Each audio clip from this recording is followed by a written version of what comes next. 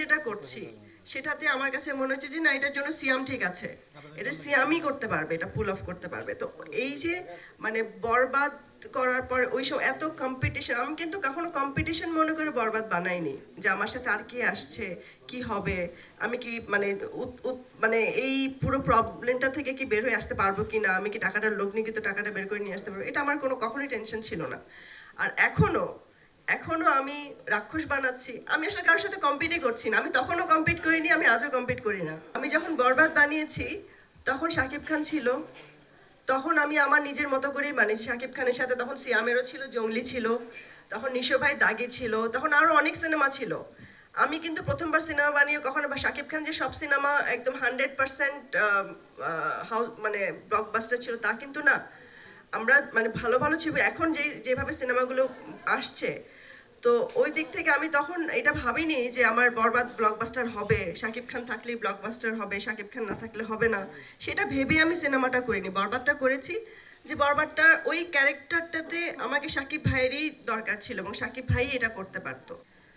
রাক্ষসের যে গল্পটা আসলে আমি যখন প্রথমবার শুনি, গল্পটা ছিল আমাদের দৈনন্দিন জীবনে আমরা তো অনেক কিছু দেখি, অনেক কিছু হয় যেটা আসলে আমরা ন্যায় বিচারটা আমরা পাই না।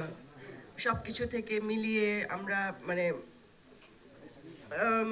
এমন ছিল যে যেটা আমরা একজন মানুষ ভালোবাসলে কি হতে পারে, কিভাবে হতে পারে, কি মানে কোনো অকারেন্স যদি তার সাথে হয়।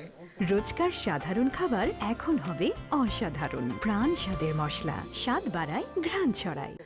সবকিছু মিলিয়ে মানে আমাদের পারিপার্শ্বিক অবস্থা সবকিছু মিলিয়ে একটা একটা গল্প, যেটার মধ্যে একটা ফুল কমার্শিয়াল ফিল্ম, যেটার মধ্যে আমার কাছে মনে হয়েছে যে ভালোবাসা আছে, একটু ইমোশন আছে, ভায়োলেন্স আছে, অ্যাকশন আছে।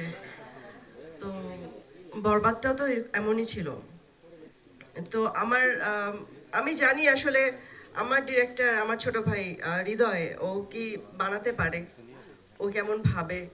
তো ওর ভাবনার কাছে আসলে আমাকে অন্য কেউ, আমার কাছে তো অনেক স্ক্রিপ্টই আসে, আসলে অন্য কেউ অতটা এখন পর্যন্ত আমি মানে কনভিন্স হতে পারিনি যেভাবে ওর গল্পগুলো আমাকে কনভিন্স করে, ওর মেকিংগুলো আমাকে কনভিন্স করে। কারণ আমি দিন শেষে বানাচ্ছি আমার দর্শকের জন্য, তো বানানোটাই আমার জন্য মেইন ইম্পর্ট্যান্ট একটা জিনিস। গল্প ডেফিনেটলি গল্প, তো গল্পের জায়গা থেকে আমার কাছে মনে হয়েছে যে না, রাক্ষস নিয়ে কাজ করা যায়। আর রাক্ষস যদি আমি বরবাদের পর কিছু বানাতে যাই, তা আমাকে রাক্ষসই বানাতে হবে, তো এই জন্যই রাক্ষসটা করা।